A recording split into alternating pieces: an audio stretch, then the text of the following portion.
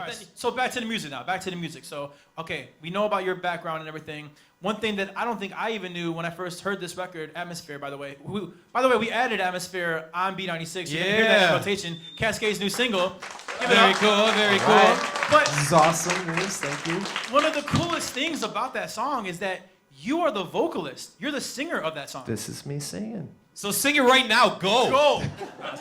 You guys want to do? We'll do a 3-part Yeah, so piece here. I'm tenor one. I'm tenor one. Actually, in one interview, they wanted to do that. They're like, gonna we got pull- this thing up for YouTube. We want to do this acapella. I'm like, wait, No, we're when not. do we rehearse? I'm gonna pull a Britney Spears and lip sync if you're cool with that. If everyone's cool with that. So why did Kaskade, super producer, DJ, EDM superstar, want to get now in front of the microphone and be a vocalist too? I think there was a lot of reasons. I grew up singing. Like I said, I was in choir. I was one of those kids, music. I loved singing. I enjoyed producing more and being the guy that was pushing the buttons and making the decisions on how the song was going to sound. But as electronic music has kind of matured and grown up and people are really starting to see the artistry behind the production and the fact that I'm writing my own songs, I think it was important for me to kind of step out and be like, listen, I don't have to sing this song perfectly, but this is my song, this is my story, and I'm gonna sing it. And I thought the time was right. Everyone's like, why'd you wait 8 albums? This is crazy. You can sing more. And I'm like, all right, I guess I will. I don't know. I just didn't think about it. And you know, a lot of these different artists, you know, these huge is it cool if people call you EDM artists? Are you cool with that? Or Listen, whatever you want to call it. I grew up calling it house music. Everyone now calls it EDM. I refer to it EDM. It's like, we got to have the same vocabulary so we can speak to one another. So it's like, call it whatever you want to call it. I don't care. All right, so being one of the biggest house music artists on the planet, I mean, we're from Chicago, that's what's up. A lot of these DJs, and I'm not going to single anybody out, but when you go to these events, I mean, there's tons and tons of people who are appreciative and love to be there.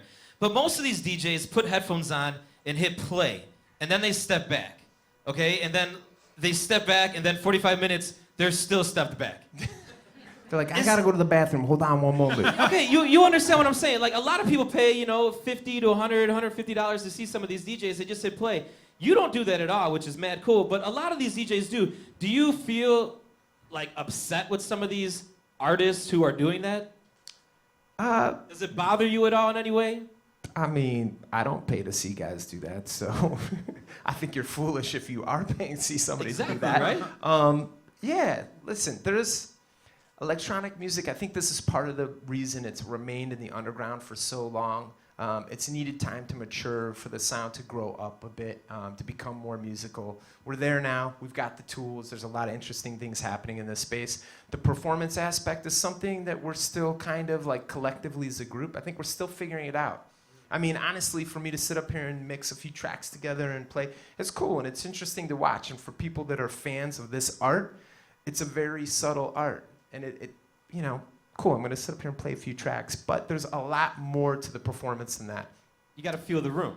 We gotta feel the room. There's this, listen, at my show here at Navy Pier, months of planning went into this, meeting with stage designers. It's like, cool, I know what Atmosphere sounds like. What is it gonna look like? When 10,000 people enter the room, what's this experience gonna be? How is it gonna speak to them? How is this going to, how's it gonna look?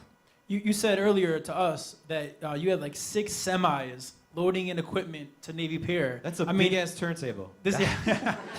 Obviously, your show is not just this. So if you had to put a percentage on it, how much percentage is a Kaskade concert music and visual? If you had to put a percentage on music and visual. Okay, well, I don't know if this is the time and place to talk about. There's many different kinds of shows.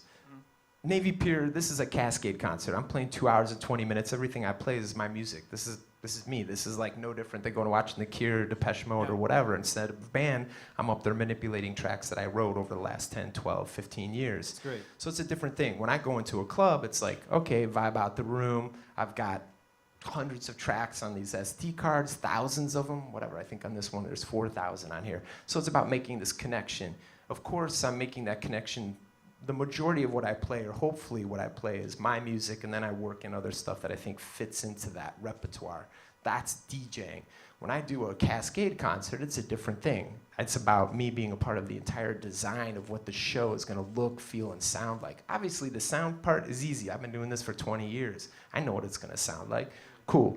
Now I got to meet with stage designer.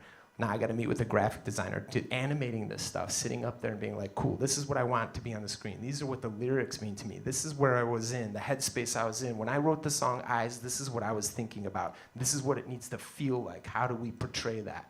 So it's awesome. a whole That's cool. It's a whole thing that we're coming up with. And I mean the aspect of performing and being a performer and connecting with the people, that's really important too. And you took the next step at the Barclays Center over the weekend in Brooklyn, where you actually got out and grabbed the microphone and sang your song, correct? Yeah. In this, I mean, look, I sing Atmosphere. Why not sing it live? I think in these in the concert setting where it's like my own sound people, my own staff. I've got 60 people over there at Navy Pier setting up the stage right now. It's very easy for me to have in-ear monitors and have a proper setup like Beyonce or Britney Spears or any of these performance, singers, whoever.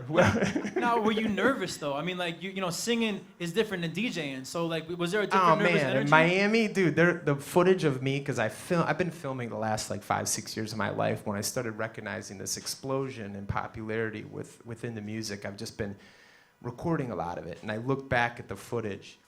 And listen, I still get nervous to play big shows, of course. At Austin, I'll be nervous, but it's like, this is my comfort zone, man. I've been doing this for 20 years. I've played 2,000 or 3,000 shows. For me to stand here, this is where I feel very comfortable. But to go out in front of this booth and to have monitors in my ears and do something that I haven't performed as a singer since high school, honestly. So I was like, the footage of me is hilarious, because I'm just like, yeah, okay, I'm ready.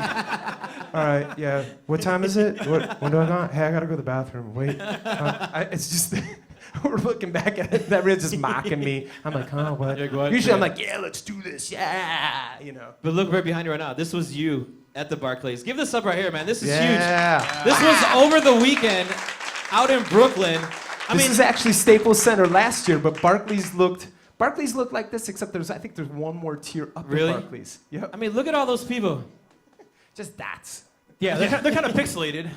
But I mean, who cares? I mean, it's gotta be so cool that you have fans, and you probably know you have fans. People love and enjoy your music. But when you walk out and you see that, I mean, look at your hands in the air. It's like you're like a touchdown. I mean, like you're like, do you feel like you're like, man, I made it?